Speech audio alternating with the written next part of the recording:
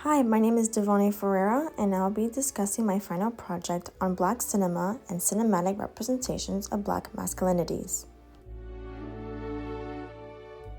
From the beginning, Black roles were never the center of a film, rather a stereotype, in the background as an extra being one of two things: rappers or gangsters. We will dive in on how cinema and themes of gender and race play in both films, revealing the truth about different backgrounds and upbringings, on how this can affect an individual's life. In this project, we'll be looking at two important films that show and question the central idea of what it means to be a Black man in both Moonlight by Jenkins and Get Out by Peele.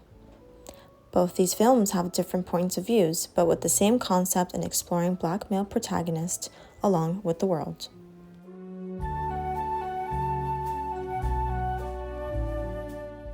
To start off, we have Herman Gray, who is a professor of sociology at University of California, known for his knowledge in Black cultural politics and media. He proudly says that Black manhood has been watched and sold in the past. It has also been praised whether it is feared or entertained and denied when it questions the status quo. Both these films show how hard it is for Black guys to fit in, how hard it is for them to deal with society's expectations and standards, as well as the vulnerability and emotional trauma that affected them on who they are as a person. We see that Miles Davis was an impactful and important figure of jazz music in the 40s through the 70s. He was widely known for creating and expressing love and passion through music, and this reached a huge crowd for Black masculinity to get together and feel themselves, rejecting the white supremacy on their judgment and discrimination. Funny enough, they would get loved and hated at the same time because they either saw this new thing as exotic or just completely went against it. Gray also says that Black men typically appear in several different roles in movies, playing the villain, being a rapper, or even part of a gang. This goes to show how small-minded society has put on standards on these men by sending out cultural messages about how Black guys should or shouldn't act on screen.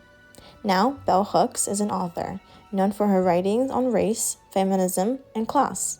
She calls this masculinity of dominance, a way of life in which men, specifically Black men, are being judged and criticized for being weak. Moonlight and Get Out both deal with this kind of cultural control, but they do so in many ways. People want to know what happens when a Black man shows love, feeling, or any kind of vulnerability. Now let's dive deep into Moonlight. It is followed by a boy named Chiron, and viewing his journey with 3 stages of his life, from childhood to adulthood, showing how Black men become men in a world that is filled with violence and abuse. Now, Greg Sigur, in an article from Medium, says that this 3-act structure shows Chiron's growth and the constant struggle between being weak and society's standards of being tough. Little Chiron has a tough upbringing, being told that guys don't cry type of attitude. In another article, written by Amber Joy Powell in the Society Pages, she says that Moonlight breaks this stereotype by showing Chiron as a sensitive, confused little boy who is learning how to be both male and sexual. Now this brings conflict for him, causing self-destruction and bottling everything inside, leading to him having mental illness with anxiety and depression. Also showing that he had to come to terms with his sexuality and to adapt to the world around him, only leading him to hide his true self.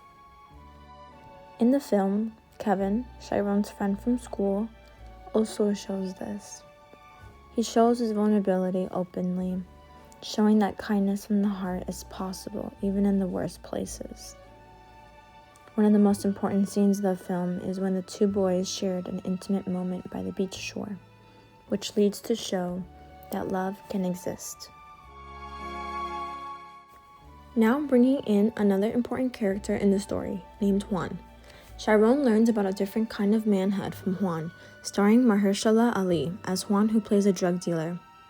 This kind of masculinity is healthy and gentle, coming from a good place in his heart and treating him as his own.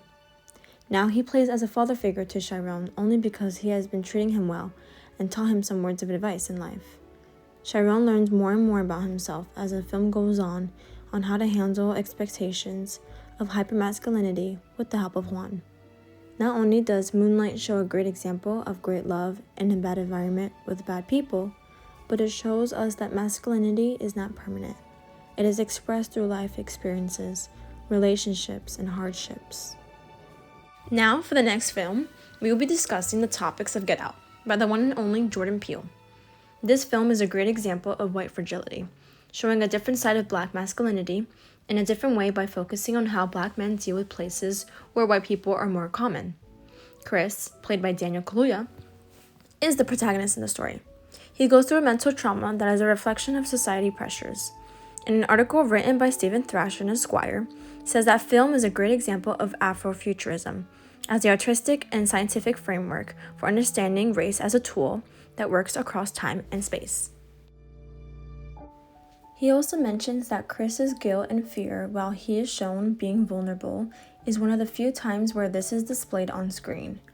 In Get Out, the sunken place scene is referred to and represented on how Black bodies and power have been stolen throughout history, echoing the effects of slavery and injustice. His tears during hypnosis show rare vulnerability for a Black male's character in horror, revealing deep emotional trauma rather than physical aggression. Chris's emotional pain and guilt connect to how Black men are often taught to hide their feelings because society sees their emotions as danger or anger. Jordan Peele uses scary movies not to show off, but to show how Black people really live their lives on a psychological and a cultural level. The real horror is that the liberal approval often mixes with slavery, which is a misconception. But their goal isn't valuing Black humanity. It is about controlling and destroying Black bodies, only for the physically superior Black muscle. This family that is supposedly a proud white family that is welcoming and embraces Black culture is falsely true. In the film, this group of white liberals is the Armitage family, but the acceptance is only fake. Peele exposes this by showing Rose, the supposedly innocent girlfriend, who seems to be oblivious as part of the system that they have going on a white social circle program. The auction of Chris's body and mind reflects society's ongoing concern with enslaving Black men. Peele even brings his own personal life onto screen, with the love of his life, Chelsea Peretti, his wife who is also Caucasian. In doing so, Get Out questions and exposes racism as well as all the ways these structures form and control masculinity, with having the goal to silence with the voice with people of color. They want to make known that there is a peace reunion with colored people to make them feel less bad about themselves. Both these films show and reveal the truth about different backgrounds and upbringings, as well as the struggles on how Black men face the Black masculinity. And both films have different viewpoints, but with the same concept in exploring Black male protagonists along with the world. That manhood is primarily focused on their class, race, and gender. Black men have a stereotype of how they should be or be seen as. These two films depict the opposite of what they go through. Thank you for listening. Goodbye now.